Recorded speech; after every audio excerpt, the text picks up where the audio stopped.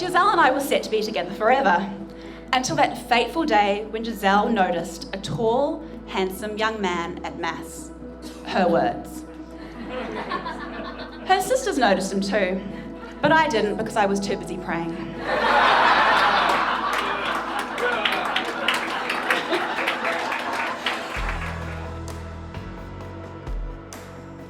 One of the greatest decisions I ever made in life was to walk up to a perfect stranger at a not-so-romantic bus stop in the city and say hello.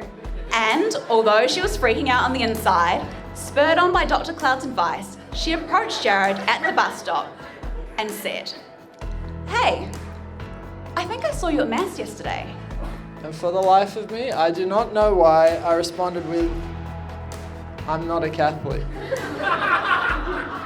It was then Giselle had a moment of panic, thinking she had just approached a complete random at a bus stop. Which, to be fair, she had, when Jarryd continued, "But I do go to church sometimes." On hearing this, Giselle breathed a sigh of relief, and her heart slowly returned to a normal pace. And we started talking, we took the bus home together, we found out we lived across the street from one another. And that she could even see my apartment from her balcony. A little strange. When I asked him about his first impression of Giselle, though, he said he did remember thinking that she had her head screwed on and that she had very beautiful eyes. But he has recently realised that they are actually her dad's eyes, which is a bit disarming when he's talking to Adrian.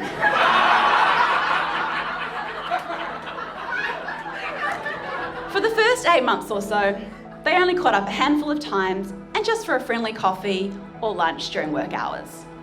Jarryd's messages were fairly unexpressive and few and far between. Jarryd was also quite serious, a bit intense, and vegan.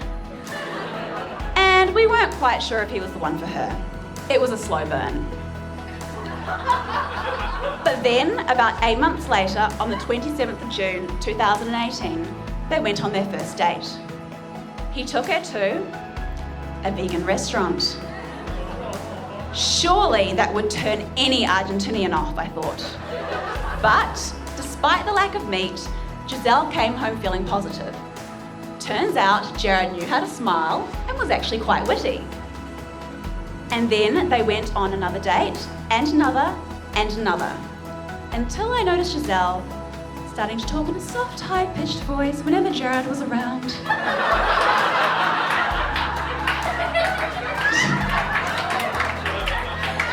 She started to really hone her already impressive cooking skills and to regularly invite him over to our apartment for delicious home-cooked meals, from which I got to reap the benefits.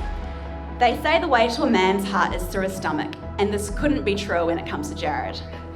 The guy has at least 5 stomachs. They also started going for long evening strolls, and that's when I knew I'd lost her. Giselle? Exercising? What was this voodoo? And when I asked how he was going, he said something to the effect of, "Well, things have changed for me. I'm a vegan. I eat rice and cabbage with soy sauce for breakfast, lunch and dinner. I sleep on a mat on the floor. I don't use hot water in the shower. I ride my bike everywhere. I don't drive. I only have like a kettle, a stove and a few pots and a few books. And I got rid of my laptop, phone and TV. Yeah, things are very different." He also said one or two other things that I won't repeat here. But the only words that came to my mind at that point, in fact, it was just 3 letters, was WTF. What is going on? I hadn't seen this coming at all, and I didn't actually know what to say at the time. I don't remember what I said. I was a bit stunned. But after parting ways, I actually began to pray and to talk to God about this very different Jarryd. And it became clearer to me that Providence was up to something great. This was the beginning of something very beautiful. As I was going home on the train that afternoon, I wrote Jarryd an email, in fact, which he replied to. So that's why I know the exact date and time of this conversation. And so it's etched in my memory forever. J-Man, even though you at the time didn't perhaps realise what was going on, Jesus was coming for you, mate. He was walking up that footpath to the door of your heart and was about to knock on that door so he could lead you to a love with a capital L, or away from all those loves with little L's. And this is pretty much the pinnacle of that journey. Time ticked on, and little by little I saw them both change and really lift each other up and bring out the best in each other, which is exactly how it should be. Giselle became more confident and more carefree. Her cooking improved even more. She started doing core exercises and would even get up in the wee hours of the morning to watch Jarryd row, which is a huge deal for Giselle, as she is 100% not a morning person. Jarryd became lighter, funnier, chattier, more social, and started to eat meat. He learnt portion control so that he was no longer in a perpetual food coma. Both of them became even more humble, more caring, and more selfless. And exactly 1 year after their first date, they were engaged, and mine and Giselle's days were officially numbered. Now, Giselle is the most amazing woman I have ever met. Okay, so that sounds pretty cliche and like something I'm supposed to say, but I truly mean it. She's warm, funny, generous, patient, and kind, and an absolute babe. I've never felt as much at ease in someone else's company and as well understood by another person than with Giselle. I can't thank God enough for bringing Giselle into my life. She's taught me so much about love and about faith, and without trying to sound cheesy, I think that Giselle completes me. I knew I wanted to marry and be with her for the rest of my life when she invited me over to the family home in Perth last Christmas. Witnessing the warmth she had and gave to her family and friends gave me such a deep feeling of happiness and a great desire to start a family with her. And I think JP must have had similar feelings, because after only just meeting me, he gave me a Michael Hill diamond ring brochure.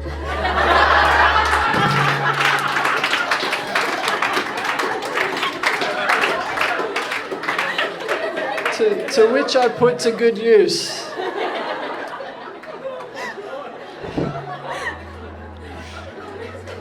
So, Giselle Otten, I love you unconditionally. Thank you so much for saying yes, and I can't wait to start my life with you.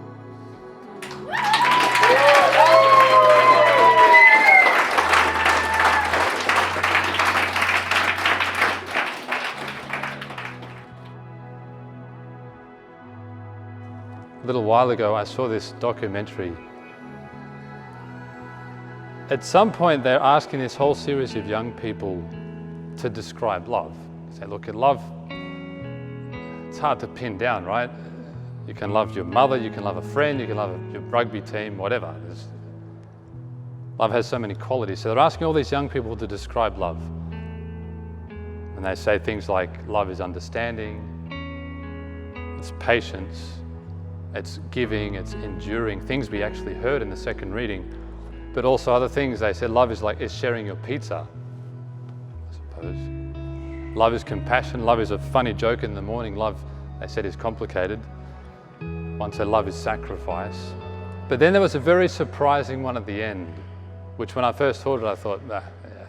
They said love is focus. Love is focus. Because you truly know a person. You know what makes them laugh. You know what makes them cry. And then they said, look, there's no experience, no substitute for the experience of focusing on another person. And the discovery that, lo and behold, despite all your flaws and mistakes, that other person is focusing on you.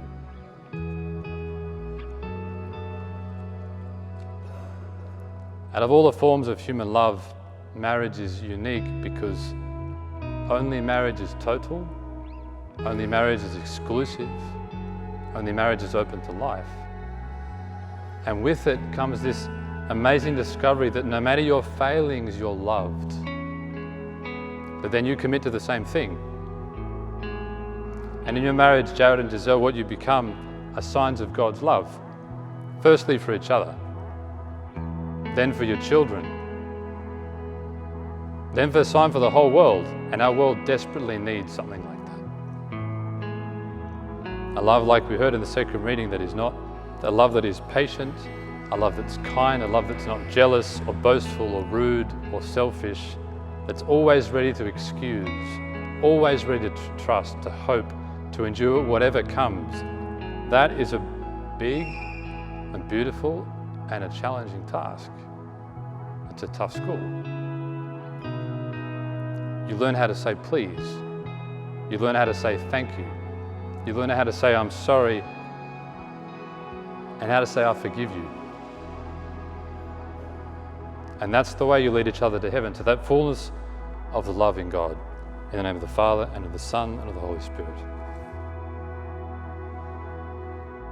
Jarryd and Giselle, have you come here to enter into marriage without coercion, freely and wholeheartedly? I have. I have. Are you prepared, as you follow the path of marriage, to love and honour each other for as long as you both shall live? I am. I am. Are you prepared to accept children lovingly from God and to bring them up according to the law of Christ and His church? I am. I am. Since it is your intention to enter in the covenant of holy matrimony, could I ask you to join your right hands and declare your consent before God and His church? I, Jarryd, take you, Giselle, to be my wife. I promise to be faithful to you in good times and in bad, in sickness and in health, to love you and to honour you all the days of my life. I, Giselle, take you, Jarryd, to be my husband. I promise to be faithful to you in good times and in bad, in sickness and in health, to love you and to honour you all the days of my life. Bless and sanctify your servants in their love, O Lord, and let these rings, a sign of their faithfulness, remind them of their love for one another through Christ our Lord. Giselle, receive this ring as a sign of my love and fidelity, in the name of the Father, and of the Son, and of the Holy Spirit. You have really big knuckles. There you go. Yeah. Could you please congratulate the husband and wife?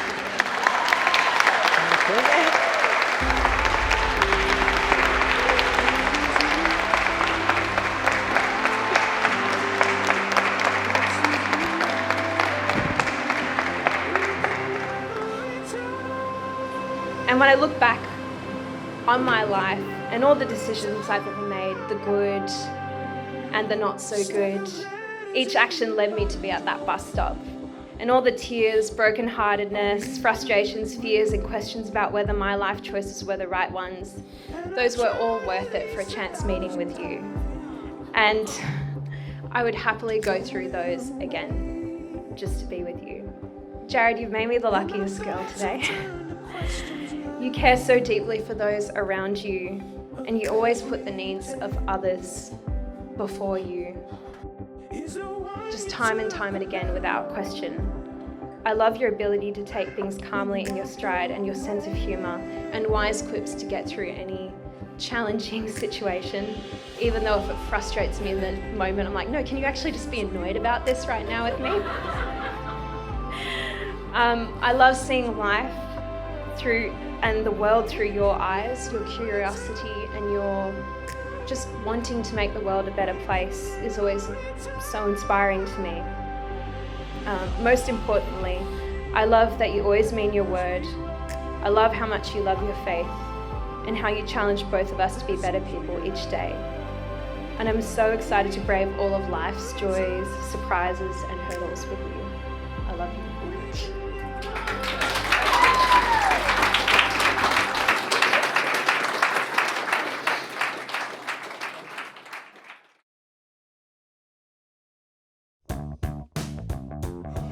Bride and groom, Mr. and Mrs. Jarryd and Cricket.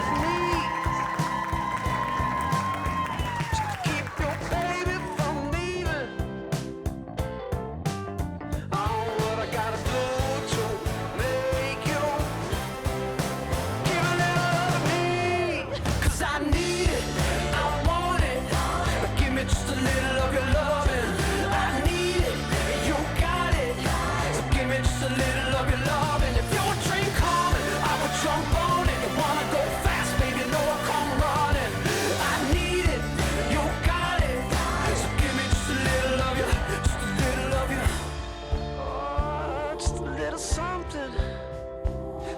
that I'm needing, something to believe in, something I could breathe